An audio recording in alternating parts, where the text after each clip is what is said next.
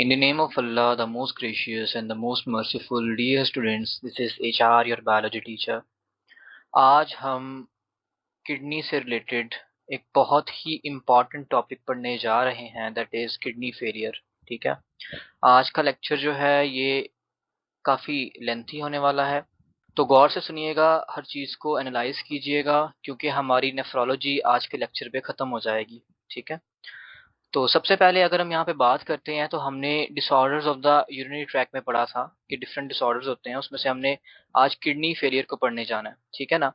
A general term for the decline in kidney function, particularly the efficiency of the filtration process.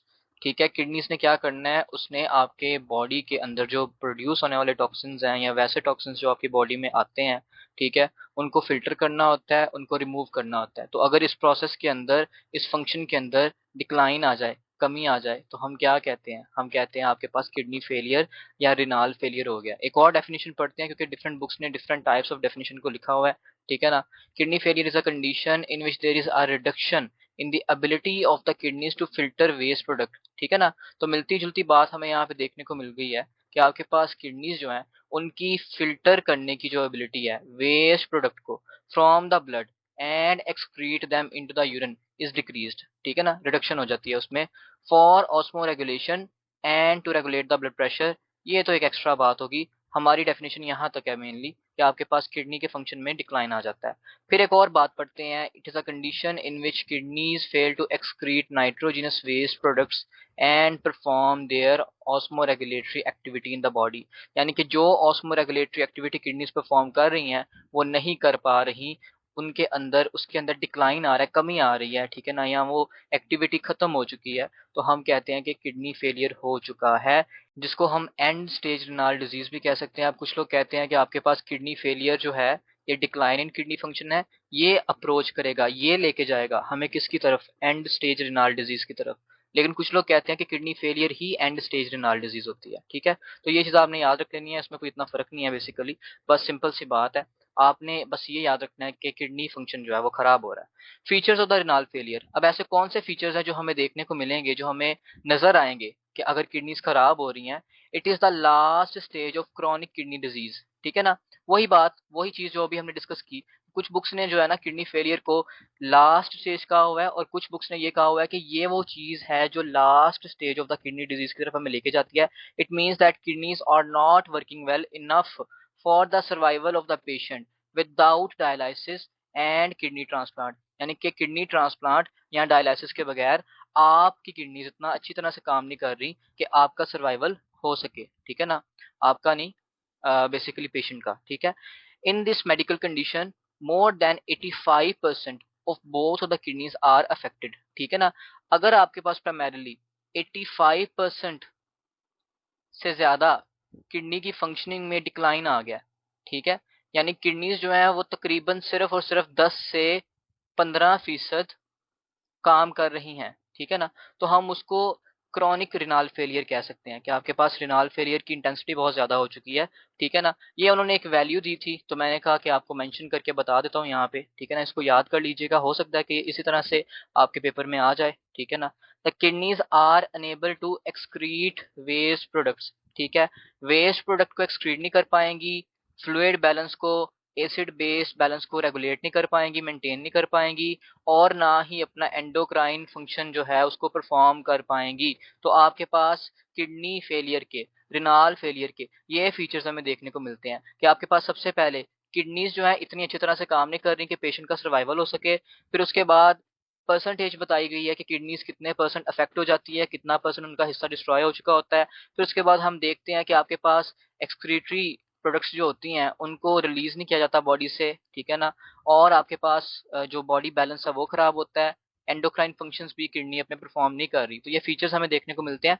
अब यहाँ पे ना मैंने आपके लिए एक क्वेश्चन रखा है। ठीक है, एक सवाल रखा है कि which the following term is not referred to as kidney failure. कौन सी ऐसी इनमें से टर्म है, कौन सी ऐसी चीज है जिसको हम किडनी फेलियर से रिलेट नहीं कर सकते।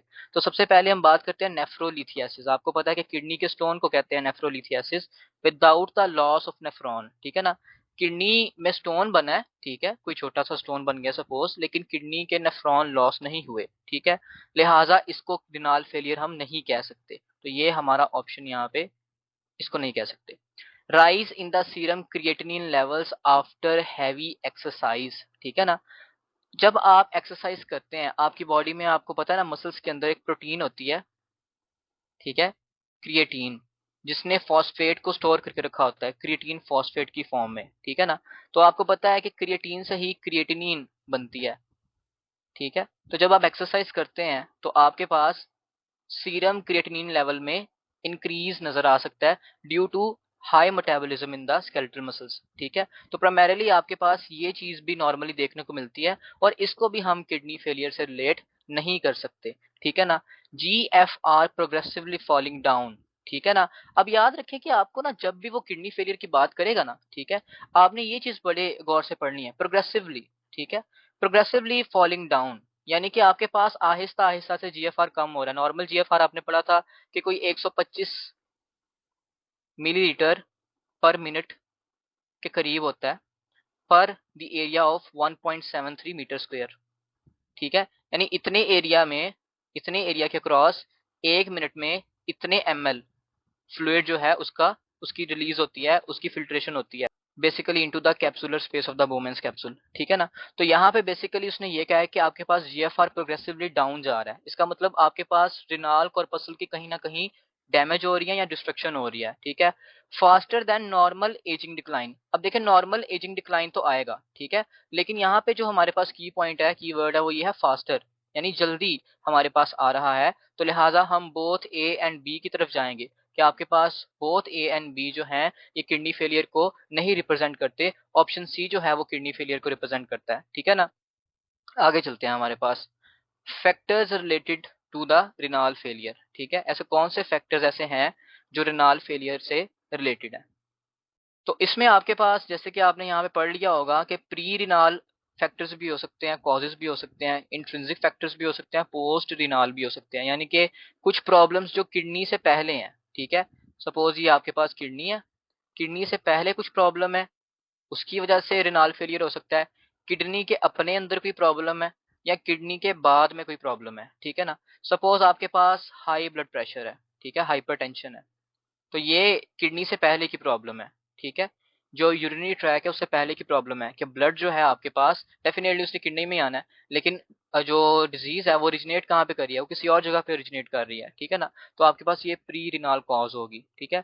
इसी तरह से अगर हम यहाँ पे बात करते हैं डिहाइड्रेशन, ठीक है, डिहाइड्रेशन भी प्री रिनाल में ही एक किस्म की आ जाती है, क्योंकि आप पानी अच्छी तरह से नहीं पी रहे, आपके पास पानी की एब्जॉर्प्शन नहीं हो रही इंटेस्टाइन से ब्लड में, ब्लड का वॉल्यूम डाउन है, ठीक है, तो इसको भी प्री रिनाल में हम लेके आ सकते हैं। सपोज आपके पास किडनी के नेफ्रॉन्स की डिस्ट्रक्शन हो रही है किसी भी वजह से, ठीक है ना, तो वो इंट्रिंसिक कॉज होगा। और आपके पास सपोज यूरिटर है, यूरिटर के अंदर कोई स्टोन बन गया, ठीक है ना, यूरेटर के अंदर कोई स्टोन बन गया जो कि यूरिन के फ्लो को ऑब्स्ट्रक्ट कर रहा है, तो उस हवाले से पोस्ट रिनाल कॉज होगी, ठीक है ना। अब इनके अलावा हम मेजरली देखें ना, तो आपके पास, आपने जो चीज याद रखनी है वो ये याद रखनी है कि auto immune destruction of the kidney हो सकती है, ठीक है, ऑटो इम्यून डिस्ट्रक्शन हो सकती है। जैसे कि आपके पास ना, याद करना है तो कर लें वरना नहीं, गुड पास्चर सिंड्रोम होता है एक, ठीक है, आप इंशाल्लाह आगे जाके इसको पढ़ेंगे, गुड पास्चर सिंड्रोम। इसमें क्या होता है कि जो ग्लोमेरुलस होती है ना, ठीक है, उसमें जो बेसमेंट मेम्ब्रेन होती है उसकी डिस्ट्रक्शन होती है ऑटो इम्यूनिटी की वजह से, यानी कि आपका अपना इम्यून सिस्टम उसको डिस्ट्रॉय कर देता है, ठीक है ना। फिर उसके बाद हम बात करते हैं किडनी स्टोन्स, किडनी स्टोन्स ये भी रिनाल फेलियर कर सकते हैं, ठीक है, कोई स्टोन बन गया। फिर उसके बाद डायबिटीज मेलाइटिस, ठीक है, हाइपरग्लाइसीमिया की वजह से आपको किडनी के अंदर रिनाल फेलियर देखने को मिलता है। Then hypertension, high blood pressure जो है वो डेफिनेटली आर्टीरियोल्स को डैमेज करता है, ठीक है ना, उसकी वजह से किडनी डैमेज होगी, क्योंकि आपके पास जितनी भी फिल्ट्रेशन होती है वो कहाँ पे होती है, कॉर्पस्कुलर पार्ट में होती है, ठीक है ना। देन आपके पास यूज ऑफ ड्रग्स, आपने कोई ऐसी मेडिसिन खाई है जो कि नेफ्रोटॉक्सिक है, बहुत सी ऐसी मेडिसिन होती हैं जो कि किडनी के लिए टॉक्सिक होती हैं, ठीक है ना। तो अगर आप उनका खुद से इस्तेमाल कर रहे हैं डॉक्टर से पूछे बगैर, या उनका लॉन्ग टर्म इस्तेमाल कर रहे हैं, आपको करना पड़ रहा है, ठीक है ना, तो उसकी वजह से भी किडनी डैमेज हो सकता है, रिनाल फेलियर हो सकता है। फिर उसके बाद कोई इन्फेक्शन है, उसकी वजह से किडनी डैमेज हो सकता है, किडनी फेलियर हो सकता है। फिर उसके बाद मोस्ट इम्पॉर्टेंटली, जो कि एक प्रिवेंटेबल कॉज भी है, ठीक है, कहीं ना कहीं हर एक चीज ही प्रिवेंटेबल होती है वैसे, लेकिन ये आपके पास जो सबसे ज्यादा प्रिवेंटेबल ऑप्शन ये है, वो ये है सीवियर डिहाइड्रेशन। बहुत से लोग अभी ये लेक्चर देख रहे होंगे, उन्होंने पानी नहीं पिया होगा, ठीक है ना, वो डिहाइड्रेटेड बैठे होंगे, ठीक है, उनका गला सूखा हुआ होगा, लेकिन वो लेक्चर अटेम्प्ट कर रहे होंगे, लेक्चर ले रहे होंगे। जाएं लेक्चर को स्टॉप करें, पहले पानी पी के आए, ठीक है ना। तो सीवियर डिहाइड्रेशन से भी क्या हो सकता है, किडनी का फेलियर हो सकता है। एक्सेसिव ब्लड लॉस, ठीक है, एक्सेसिव ब्लड लॉस, इंजरी हो गई है, बहुत ही ज्यादा ब्लड लॉस हो गया और बॉडी में ब्लड वॉल्यूम कम हो गया, ठीक है, जिसको हम हाइपोवोलिमिक शॉक भी कहते हैं। हाइपोवोलिमिक शॉक, ठीक है, जिसमें ब्लड वॉल्यूम कम हो गया क्योंकि बहुत ही ज्यादा ब्लड लॉस हुआ है। तो ultimately it will result into dehydration in the body. ये भी एक कॉज हो सकती है, ठीक है। तो ये सारी की सारी कॉजेज आपने याद कर लेनी है, ठीक है ना। 1, 2, 3, 4, 5, 6, 7 और 8, ये सारी कॉजेज आपने याद करनी है कि इन सब चीजों से आपके पास क्या हो सकता है, किडनी फेलियर हो सकता है, ठीक है ना। फिर उसके बाद आपके पास किस तरह के किडनी फेलियर होते हैं, what are different types of renal failure, ठीक है ना। तो आपके पास दो तरह की टाइप्स होती हैं, एक एक्यूट होती है और एक क्रॉनिक होती है, ठीक है ना। एक्यूट को पहले हम पढ़ लेते हैं।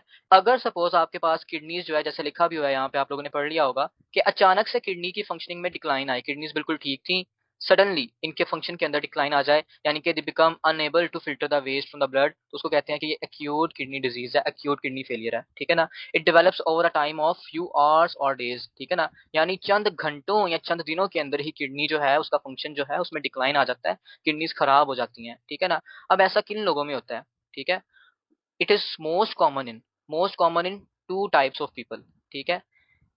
People who have any kind of renal abnormality, ठीक है, ऐसे लोग जिनके अंदर किडनी ठीक थी लेकिन कोई ना कोई एबनॉर्मेलिटी चल रही थी, ठीक है ना। ऐसा नहीं था कि भाई किडनी जो है वो फंक्शन नहीं कर रही, किडनी उनके अंदर फंक्शन कर रही है, ठीक है, लेकिन कोई ना कोई एबनॉर्मेलिटी है। फॉर एग्जांपल किडनी स्टोन है, कोई छोटा सा स्टोन है वहां पे, या फिर कोई स्ट्रक्चरल इशू है, ठीक है ना। कंजेनिटल इश्यूज ऐसे होते हैं जिसमें किडनीज जो है वो पूरी तरह से डेवलप नहीं हो पाती, ठीक है ना। लेकिन सपोज अगर एक किडनी है, वो उसके अंदर कोई स्ट्रक्चरल इंपेयरमेंट थी, ठीक है, लेकिन वो अपना फंक्शन बहुत अच्छी तरह से कर रही थी, अब यहाँ पे चांस होगा कि आपके पास उस पेशेंट को एक्यूट किडनी फेलियर हो जाए, ठीक है ना।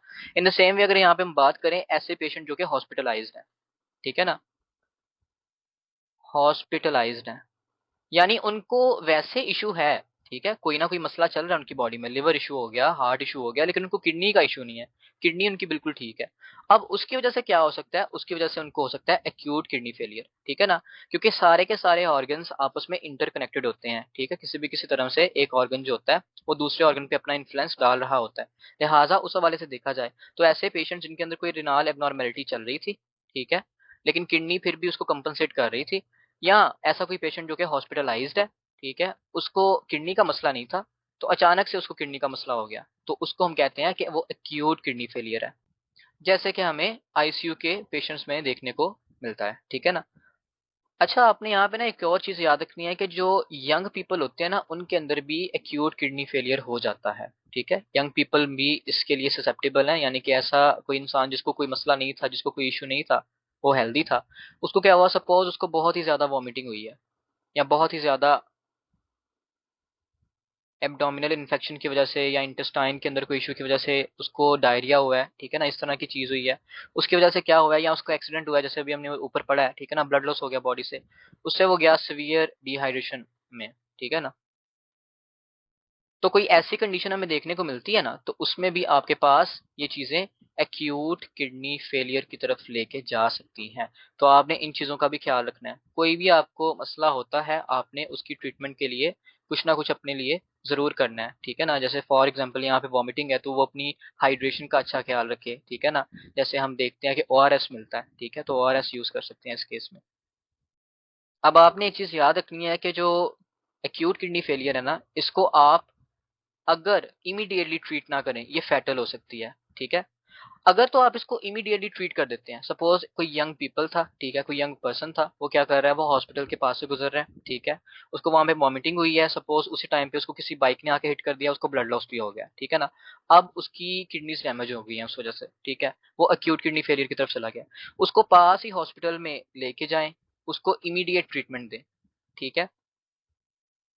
उसको इंटेंसिव केयर दें अगर हम, तो इंटेंसिव केयर जब हम उसको प्रोवाइड करते हैं तो उसको कोई भी डैमेज अगर किडनी का होता है वो रिवर्सिबल हो सकता है, ठीक है ना, आपकी बॉडी उसको कंपनसेट कर सकती है, ठीक है।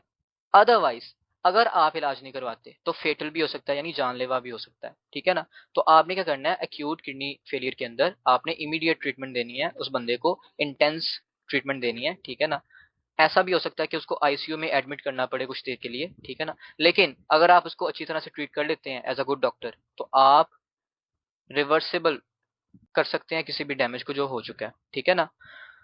ओके, सो यहाँ पे हम अगर बात करते हैं causes of the acute kidney failure, ठीक है, what are different causes of acute kidney failure. Acute kidney failure is caused when something damages the kidney, mainly in the accidental injuries, ठीक है ना। और ये डैमेज प्राइमरली सडन डैमेज होता है, ठीक है। अब इसमें हम क्या चीजें पढ़ सकते हैं, जैसे कि अभी हमने पढ़ा सीवियर डिहाइड्रेशन। सीवियर डिहाइड्रेशन, पानी की बहुत ही ज्यादा कमी हो चुकी है, किस किस रीजन से हो सकती है। वॉमिटिंग, डायरिया,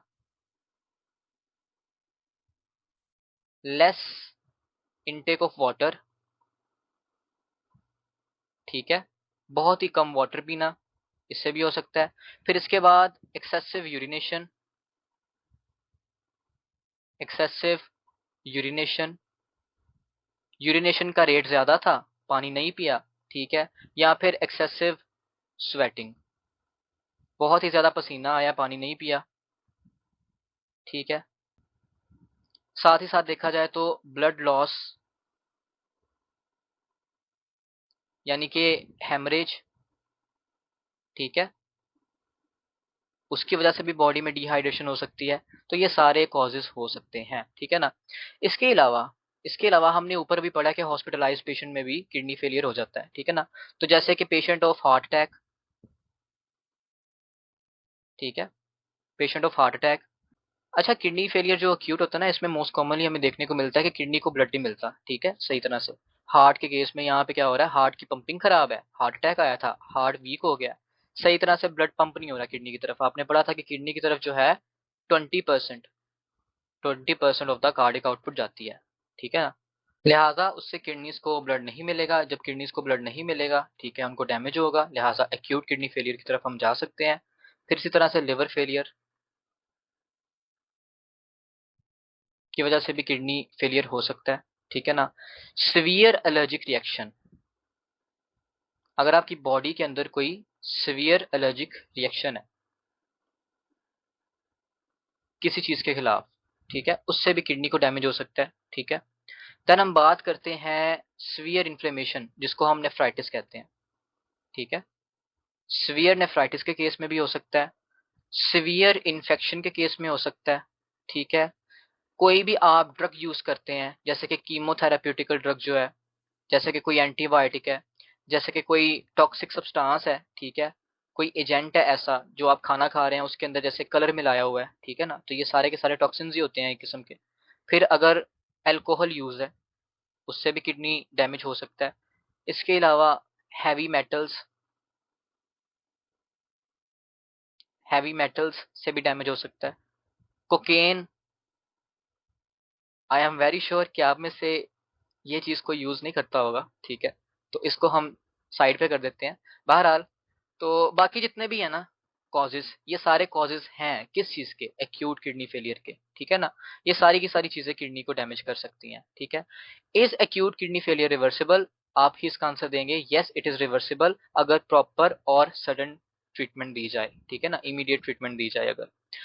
ओके, सो यहाँ पे अगर हम बात करते हैं क्रॉनिक किडनी फेलियर, जिसको क्रॉनिक किडनी डिजीज भी कहते हैं, सीकेडी भी कहते हैं, ठीक है ना, it is also known as chronic kidney disease. It is the gradual and irreversible loss of kidney function, आहिस्ता आहिस्ता से फंक्शन लॉस होता है, ठीक है ना। Chronic renal failure develops gradually over a time of years to decades, ठीक है ना, means it is progressive and may not become apparent until the kidney function is significantly impaired, ठीक है ना। सपोज मेरे पास एक इंसान है जिसकी 25 साल की उम्र है, ठीक है ना। अब उसकी किडनी को जो है ना, कोई ऐसी चीज हुई है जिससे उसकी किडनी को डैमेज पहुंचा है। अब प्रोग्रेसिवली प्रोग्रेसिवली उसकी किडनी डैमेज होती जा रही है, ठीक है, और उसकी उम्र हो गई है 55 साल। इन 30 सालों के अंदर आहिस्ता आहिस्ता उसकी किडनी खराब होती गई, ठीक है ना। और उसको पता कब चला, जब उसकी किडनी सिग्निफिकेंटली खराब होगी, काफी ज्यादा अमाउंट में खराब होगी, इतनी ज्यादा खराब होगी कि आपके पास सिम्टम्स बहुत सीवियर किस्म के आने लग गए। हाँ, ये भी चीज होती है कि साथ साथ आपको पता चल जाता है, अगर कोई बॉडी के अंदर खराबी चल रही है तो बॉडी उसका साइन देती है आपको, ठीक है। लेकिन कुछ ऐसे साइंस होते हैं जिनको हम डेफिनेटली नहीं देख सकते उस तरह से, अगर हम ब्लड टेस्ट नहीं करवाते, ठीक है, तो हमें वो साइंस पता नहीं चलेंगे। लिहाजा हमारे पास क्रॉनिक किडनी फेलियर हो जाएगा। It can progress to end stage renal disease and uremia, high level of urea and uric acid and creatinine in the body, which is fatal unless artificial filtering, dialysis और a kidney transplant is provided। ठीक है ना। याद रखें, kidney fail होती है ना तो आपके पास ट्रीटमेंट के लिए यही ऑप्शंस हैं, यहाँ तो डायलिसिस करवा लें या ट्रांसप्लांट करवा लें, ठीक है ना। इसके अलावा कम ही ऐसी चीजें होती हैं। हाँ, अगर कोई इन्फेक्शन है उसको आप एंटीबायोटिक से ट्रीट कर सकते हो, लेकिन आपके पास अगर किडनी एक दफा अच्छी खासी खराब हो चुकी है ना तो आप उसको रिवर्सिबल नहीं कर सकते, ठीक है ना। हमने पढ़ा था कि नेफ्रॉन जो है ये डिक्रीज ही करते हैं, ये डिवाइड नहीं कर सकते। Causes of chronic kidney failure, ठीक है ना, क्रोनिक किडनी डिजीज के क्या कॉजेज हो सकते हैं। अब इसमें मेन चीज है जो आपने याद रखनी है वो ये हो सकती है कि bacterial infection in the pelvis, pelvic area में कोई इन्फेक्शन चल रहा है, काफी देर तक चल रहा है, ठीक है, उसको इग्नोर किया गया, उसकी वजह से सीकेडी हो सकती है। In the same way nephritis again, inflammation of the kidney, inflame होती होती बहुत ज्यादा इन्फ्लेमेशन हो चुकी है, ठीक है। डायबिटीज मेलाइटिस, हाइपरटेंशन, इसी तरह से यूज ऑफ ड्रग्स, ठीक है। तो ये आपके पास ना कुछ स्पेशल कॉजेज हैं। इसी तरह से हाई लेवल ऑफ कोलेस्टेरोल, ये आपके पास क्रॉनिक किडनी डिजीज को करते हैं, क्रॉनिक किडनी फेलियर की तरफ लेके जाते हैं। यूज ऑफ ड्रग में ना स्पेशल अगर मैं आपको बताऊं तो आपने दो ड्रग्स को याद रखना है। एक एंटी इन्फ्लेमेटरी ड्रग्स, ठीक है, जैसे कि आपके पास एस्पायरिन है, ठीक है।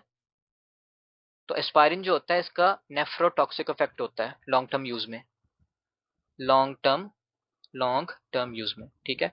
In the same way analgesics, जैसे कि पैरासीटामोल, पैरासीटामोल, तो इनका अगर आप लॉन्ग टर्म यूज कर रहे हैं तो इनके यूज से भी किडनी फेलियर हो जाता है, ठीक है। क्योंकि अल्टीमेटली कोई भी मेडिसिन है, कोई भी ड्रग है, उसको डेफिनेटली लिवर ने मेटाबोलाइज तो कर दिया, एक्सक्रीट कहाँ से होना है, उसने किडनी से ही एक्सक्रीट होना होता है, ठीक है। तो ये चीज आपने याद रखनी है। What is the most common cause of the CKF, chronic kidney failure जिसको सीकेडी कहते हैं, इसका मोस्ट कॉमन कॉज क्या होता है। तो आपके पास ना यहाँ पे बुक की एक इन्फॉर्मेशन है, ठीक है, बॉक्स के अंदर लिखी हुई है। वो क्या लिखी हुई है कि दो मेन कॉजेज होते हैं सीकेडी के, सबसे ज्यादा बड़े कॉजेज। अब यहाँ पे हम देख रहे हैं कि प्रोग्रेसिवली उम्र के साथ साथ डिक्लाइन आ रहा है, तो उसमें सबसे पहले जो चीज होगी वो होगी डायबिटीज मेलाइटिस, शुगर की बीमारी।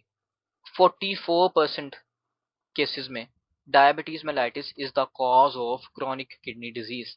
इन the other case hypertension, high blood pressure, 28% it is the cause of chronic kidney disease. तो ये दो चीजें जो हैं, these are most most important in in causing the CKF, ठीक है। How we can early diagnose the CKD, हम early diagnosis कैसे कर सकते हैं। Periodic blood and urine test help to indicate the problem, ठीक है ना। फॉर एग्जांपल 6 महीने बाद या 1 साल के बाद आप अपना रिनाल फंक्शनल टेस्ट यानी कि RFT करवा लेते हैं, ठीक है, तो आपको पता चल जाता है कंपैरेटिवली कि आपकी किडनीज जो हैं वो स्ट्रांग ही हैं या वो वीक हो रही हैं, सही है।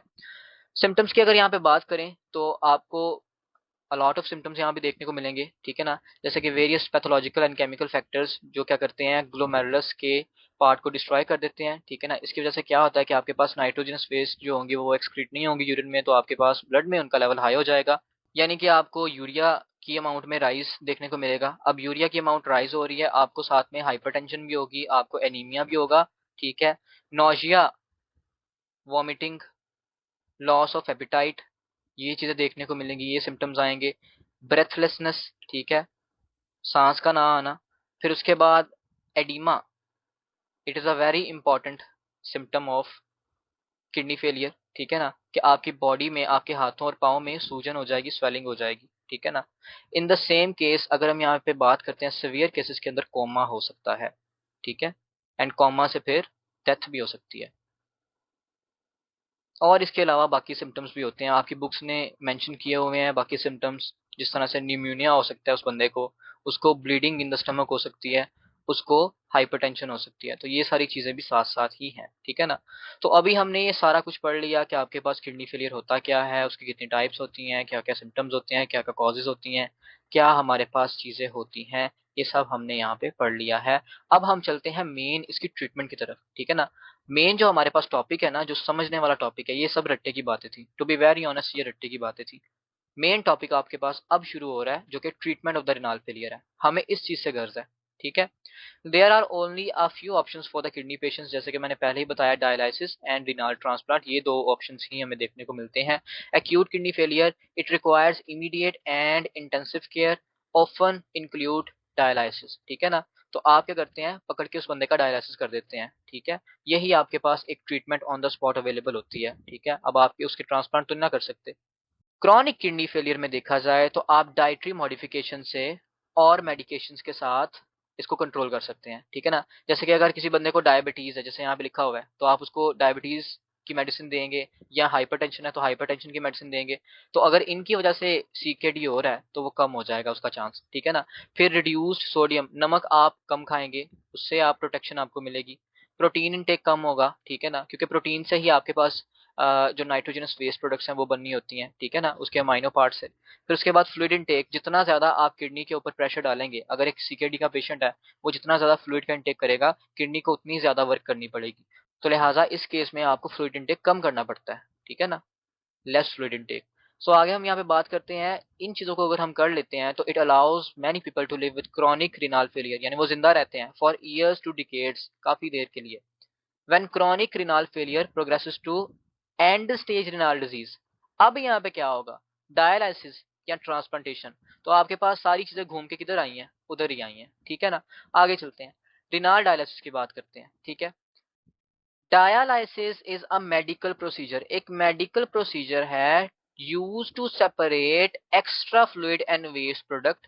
आप अपने ब्लड से एक्स्ट्रा फ्लूइड को और वेस्ट प्रोडक्ट को रिमूव करते हो, जो कि किसका काम था, किडनी का काम था। कैसे करते हैं, बाय आर्टिफिशियल मींस, ठीक है ना। तो नेचुरली अगर बात की जाए तो किडनी, और आर्टिफिशियल बात की जाए तो dialysis. It is performed when the kidneys are unable to remove the waste from the blood. जब किडनीज ये काम नहीं कर पाती तो हमें खुद करना पड़ता है। It can be short term, यानी कि एक्यूट किडनी फेलियर में शॉर्ट टर्म डायलिसिस आप देते हैं पेशेंट को, पेशेंट नॉर्मलाइज हो जाता है, पेशेंट की किडनी बच जाती है, इतना डैमेज नहीं होता, उसको डायलिसिस की जरूरत फिर नहीं है। लॉन्ग टर्म में आप सीकेडी की बात कर लेते हैं कि क्रॉनिक किडनी फेलियर में आप लॉन्ग टर्म डायलिसिस देते हैं, पूरी पूरी जिंदगी भी डायलिसिस चलता है उन पेशेंट्स का, ठीक है ना। रिमेंबर, याद रखें कि आपके पास डायलिसिस जो है, it works on the principle of kidney, same principle है। जिस तरह से आपने पढ़ा था कि किडनीज हैं, ठीक है, ऑस्मोसिस के जरिए वाटर मूव कर रहा है, सॉल्यूट्स मूव कर रहे हैं, ठीक है ना, तो वही प्रिंसिपल होता है। उसी तरह से आप क्या करते हैं, एक सेमी परमिएबल मेम्ब्रेन क्रिएट करते हैं और उसके थ्रू मूवमेंट करवाते हैं उसके across. Although it is not as efficient और थॉरो, मुकम्मल, उतना एफिशिएंट या उतना मुकम्मल नहीं है जैसे कि नेचुरल प्रोसेस है, ठीक है ना। यानी कि आपके पास जो किडनीज आपको अल्लाह पाक ने दी हुई हैं, उसका कोई भी रिप्लेसमेंट नहीं है, वो नेचुरल है, वो बेस्ट ऑफ द बेस्ट है, ठीक है, लिहाजा उनकी कदर करें। It is a temporary treatment for kidney failure patient, ये एक टेम्पररी ट्रीटमेंट है। परमानेंट सोल्यूशन क्या है आपके पास, transplant, and it is not a permanent cure. फिर आगे बात करते हैं इन थ्योरी, थ्योरी में, किताबों में, renal dialysis could sustain life इंडेफिनिटली, यानी कि इससे आप अपनी पूरी जिंदगी गुजार सकते हैं। लेकिन प्रैक्टिकली अगर बात करें, most people experience a study decline of overall health with the long term dialysis, यानी कि उनकी जो हेल्थ है सीकेडी के बाद वो डाउन ही जाती है, ठीक है ना, वो डाउन ही जाती है, और अल्टीमेटली इख्तिताम हो जाता है जैसे हर इंसान का होना है, दैट इज डेथ, ठीक है ना। तो ये आपके पास एक सिंपल सी बात थी।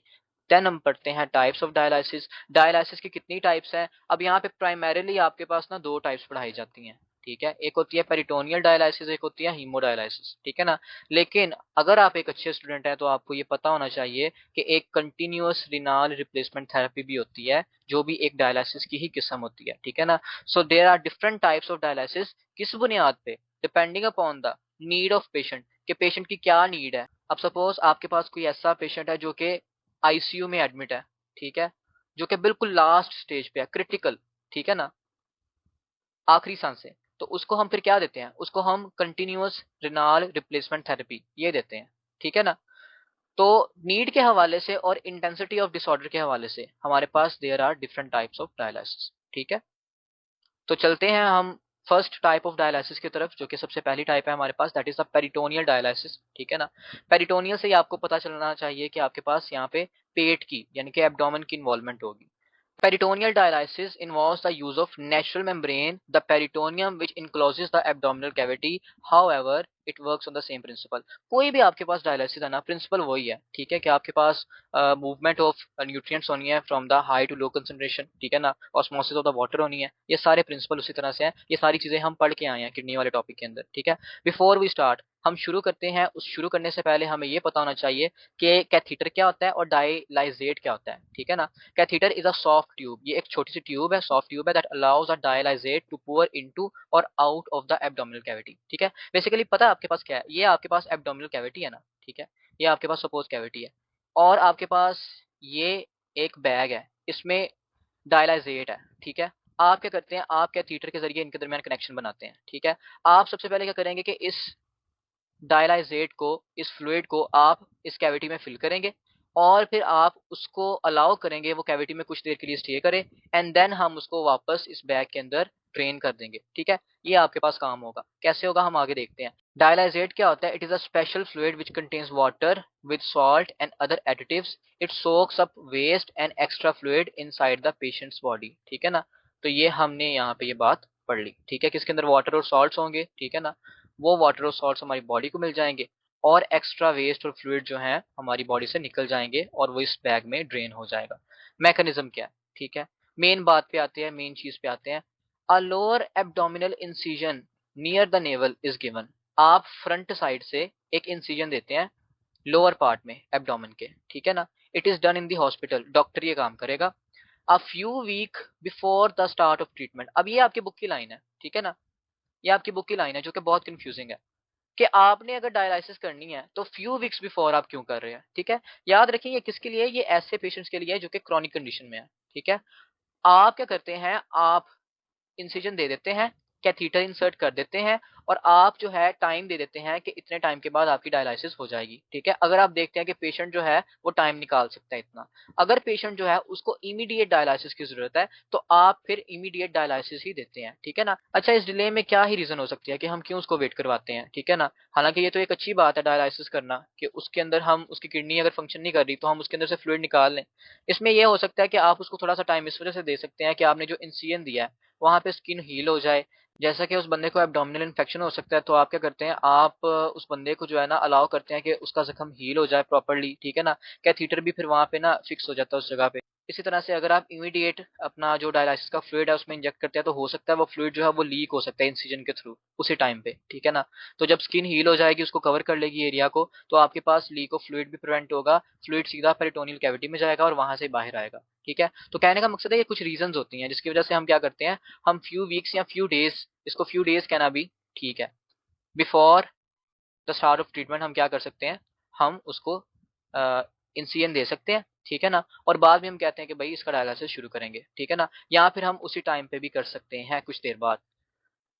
Through the incision a catheter called as, ये नाम बड़ा मुश्किल है, मैं नहीं पढ़ूंगा, ठीक है। बहरहाल आप ये समझ लें कि एक कैथीटर है, it is inserted into the peritoneal cavity, ठीक है। एक ट्यूब है, आपने कट लगाया, आपने उस ट्यूब को पेरिटोनियल कैविटी में डाल दिया। पेरिटोनियल कैविटी को किसने लाइन किया हुआ है, आपको पता है पेरिटोनियम ने लाइन किया हुआ है, जो कि एक सेमी परमिएबल मेम्ब्रेन का काम कर रही है, ठीक है ना। पेरिटोनियल मेम्ब्रेन की दो लेयर्स होती हैं फर्दर, विक्सरल और पेराइटल पेरिटोनियम, ठीक है ना।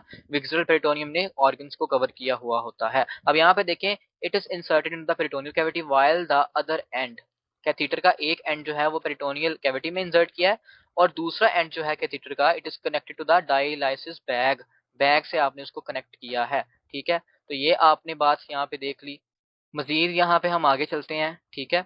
Okay, dialysate from the bag attach to the catheter pass into the peritoneal cavity. आपने क्या किया, आपने कैथीटर को पेरिटोनियल कैविटी में डाला, और जो उसके अंदर डायलाइजेट है, जो डायलाइसिस फ्लूइड है, ठीक है ना, बैग में से वो कहाँ गया, वो कैथीटर के जरिए पेरिटोनियल कैविटी में गया, जहां पे हम उसको अलाउ करते हैं कि कुछ घंटों के लिए वो फ्लूइड उधर ही रहे। ठीक है, हम अलाउ करते हैं कि वो फ्लूइड जो है कुछ घंटों के लिए उधर ही रहे, और वो फ्लूइड क्या करे, ब्लड के साथ एक्सचेंज करे मॉलिक्यूल्स का, जिसकी वजह से क्या हो कि इक्विलिब्रियम अचीव हो जाए। ठीक है, सपोज ये है मेरे पास ब्लड, ठीक है ना, इस तरफ ब्लड है, ब्लड के अंदर क्या है, ब्लड के अंदर वेस्ट की अमाउंट ज्यादा है, ठीक है ना, और यहाँ पे मेरे पास क्या है, यहाँ पे मेरे पास है पेरिटोनियल कैविटी, जिसमें क्या भरा हुआ है, जिसमें डायलाइजेट भरा हुआ है। ठीक है, तो इन दोनों के दरमियान में एक्सचेंज होगा। ठीक है, पेरिटोनियल कैविटी में भरे हुए डायलाइसिस फ्लूइड और ब्लड के दरमियान एक्सचेंज होगा। ठीक है, जितनी भी वेस्ट प्रोडक्ट है वो ब्लड से निकल के इस पेरिटोनियल कैविटी में इस डायलाइजेट में मिक्स हो जाएंगी। सही हो गया। तो यहाँ पे हम पढ़ते हैं during the circulation when blood passes through the blood capillaries present with in the peritoneal lining, जो पेरिटोनियल मेम्ब्रेन है उसमें आने वाली जो ब्लड कैपिलरीज हैं, ठीक है ना, उनके थ्रू जब ब्लड गुजरेगा तो पेरिटोनियल कैविटी के अंदर तो डायलाइजेट पड़ा हुआ है, डायलाइसिस फ्लूइड पड़ा हुआ है, ये अट्रैक्ट करेगा सर्टेन मॉलिक्यूल्स को, यानी कोई एक्स्ट्रा वाटर है या कोई वेस्ट है, ठीक है, वो ब्लड से, उन ब्लड कैपिलरी से, पेरिटोनियल मेम्ब्रेन में पड़ी हुई उन ब्लड कैपिलरी से वो वेस्ट मटेरियल निकल के अट्रैक्ट होके कहाँ आ जाएगा, पेरिटोनियल कैविटी में। क्यों आएगा, डायलाइसिस फ्लूइड की वजह से, from the capillaries into the dialysis fluid through the peritoneum, the molecules of the dialysate are too large to pass through the peritoneum, ये लार्ज होते हैं कि पेरिटोनियम से गुजर नहीं सकते, so the solution remains into the abdominal cavity. ठीक है ना। अब यहाँ पे रोल ऑफ ग्लूकोज क्या है, आप पेरिटोनियल डायलाइसिस के अंदर जो डायलाइसिस फ्लूइड यूज करते हैं उसके अंदर ग्लूकोज की कंसंट्रेशन बहुत ही ज्यादा हाई होती है, there is a very high amount of glucose. ये ग्लूकोज क्या करता है, ये ग्लूकोज एक्स्ट्रा वाटर को अट्रैक्ट करने के लिए होता है। ठीक है ना, देखें आपके पास ब्लड के अंदर ग्लूकोज है, ओके, आपके पास डायलाइसिस फ्लूइड के अंदर भी ग्लूकोज है, लेकिन डायलाइसिस फ्लूइड का ग्लूकोज बहुत ज्यादा है, ठीक है ना, जिसकी वजह से ब्लड क्या होगा, वो डायलाइसिस फ्लूइड की तरफ यानी कि पेरिटोनियल कैविटी की तरफ अट्रैक्ट होगा। तो फ्लूइड जो भी एक्सेस होगा, वाटर जो होगा, वो कहाँ पे आ जाएगा, पेरिटोनियल कैविटी के अंदर। ठीक है ना। अगर हम यहाँ पे बात करें ना हीमोडायलिसिस में, तो वहां पे आप इतना रिच ग्लूकोज वाला सोल्यूशन यूज नहीं करते। उसकी क्या रीजन होती है कि हीमोडायलिसिस के केस में वहां पे आपने पंप लगाया होता है, ठीक है, वहां पे आपने पंप लगाया होता है, जिसकी वजह से फिल्ट्रेशन ऑटोमेटिकली हो जाती है। ठीक है ना, कोई भी एक्सेस फ्लूइड है ब्लड के अंदर, वो सारा का सारा अल्ट्रा फिल्ट्रेशन के जरिए बाहर निकल आता है। ठीक है ना, लेकिन यहाँ पे चूंकि आपके पास पंप नहीं है, आपने सिर्फ फ्लूइड को डाल दिया, उसको डाल के उधर छोड़ दिया, मेन काम अब क्या होगा कि आपके पास कोई ऐसी चीज ऐड करनी पड़ेगी फ्लूइड में जो कि एक्सेस वाटर को अपनी तरफ खींच ले। ठीक है ना, और वो हमारे पास ग्लूकोज होता है। ठीक है, the dialysate when it appears saturated, जब आपके पास आपने जो डायलाइजेट भरा हुआ था पेरिटोनियल कैविटी में, आपको ये समझ आ जाए कि अब ये सैचुरेट हो चुका है, ठीक है ना, it is then allowed to drain out through the catheter. ठीक है, हम इसको कैथीटर के जरिए ड्रेन कर देते हैं बाहर की तरफ, and into the empty dialysate bag, catheter से हम डायलाइजेट बैग के अंदर इसको वापस निकाल लेते हैं। This process takes about an hour, 1 घंटा लगता है इसके अंदर आपकी बुक के मुताबिक, and it is repeated during the day और ओवरनाइट। तो इस बात की हमें यहाँ पे समझ आ गई, हम इसको दिन में रिपीट भी कर सकते हैं। ठीक है ना, इवन के हम इसको 4 से 5 दफा, 4 से 5 दफा रिपीट कर सकते हैं। ठीक है, हीमोडायलिसिस को इतनी दफा रिपीट हम नहीं कर सकते, ठीक है, उसकी जरूरत भी नहीं पड़ती। तो आप यहाँ पे देखें, ये आपके पास एक ये बैग है, it is a bag containing the dialysis solution. ठीक है ना, हमने क्या किया, हमने कैथीटर को, एक ट्यूब को एंटर किया किसमें, पेरिटोनियल कैविटी में। ठीक है ना, इसको हमने पेरिटोनियल कैथीटर कह दिया, और हमने क्या किया, दूसरी तरफ हमने कनेक्शन कर दिया एक और बैग के साथ, एक और बैग के साथ। तो आपके पास ये जो पाथवे है रेड वाला, जिसके साथ मैं ग्रीन ड्रॉ कर रहा हूँ, इस पाथवे के जरिए न्यूट्रिएंट्स जाएंगे कहाँ पे, पेरिटोनियल कैविटी में, और आपके पास हम ड्रेनिंग के लिए यूज करेंगे दूसरा पाथवे जो कि ये नीचे की तरफ जा रहा है। ठीक है ना, नेक्स्ट हम बात करते हैं, ये देखिए जरा, पेरिटोनियल स्पेस है आपके पास, ठीक है, खाली पड़ी हुई है, डायलाइजेट बैग है, उसके अंदर क्या है, dialysate, it is inserted into the peritoneal space, peritoneal space में आपने फ्लूइड को भर दिया। ठीक है ना, और आपके पास ड्रेनेज बैग है एक। ठीक है, आपने क्या किया, इसको अलाउ किया कि कुछ देर के लिए ये फ्लूइड पेरिटोनियल कैविटी में ही पड़ा रहे, और फिर बाद में ड्रेनेज बैग के जरिए आप क्या करते हैं, सारा फ्लूइड आप बाहर निकाल लेते हैं, dialysate with the waste product drain from the peritoneal space. ठीक है ना, बेसिकली 3 स्टेप्स यहाँ पे हो रहे हैं, ठीक है ना। आप क्या करते हैं, आप करते हैं फिल, फिर आप करते हैं ड्वेल। ड्वेल का मतलब यही है कि आप उसको वहां पे रहने देते हैं, एंड फिर आप करते हैं ड्रेन। ठीक है, तो ये 3 चीजें आपने याद रखनी है, फिल, ड्वेल एंड ड्रेन। ठीक है, जैसे कि यहाँ पे लिखा भी हुआ है स्टेजेस ऑफ पेरिटोनियल डायलिसिस, ठीक है ना। मोस्ट ऑफ द बुक्स आपके पास इसको 2 स्टेजेस के अंदर डिवाइड करती हैं, ठीक है ना।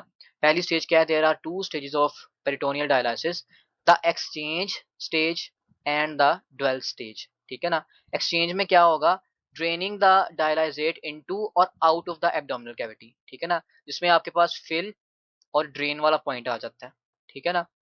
और दूसरा ये होता है कि वो टाइम के जिस टाइम के दौरान आपके पास डायलाइजेट जो है वो एब्डोमिनल कैविटी में पड़ा रहता है, यानी कि इस दौरान क्या हो रहा है, इस दौरान आपके पास इक्विलिब्रियम अचीव हो रहा है, ठीक है। इक्विलिब्रियम अचीव हो रहा है किसके दरमियान, ब्लड के दरमियान और डायलाइजेट के दरमियान, ठीक है ना। तो ये आपके पास ड्वेल पीरियड है। तो होप्स हो कि आपको ना पेरिटोनियल डायलिसिस की समझ आ चुकी होगी। हम अपने अगले टॉपिक की तरफ मूव करते हैं जो कि है हीमोडायलिसिस, ठीक है ना, जो कि इससे थोड़ा सा ज्यादा इजी है, ठीक है।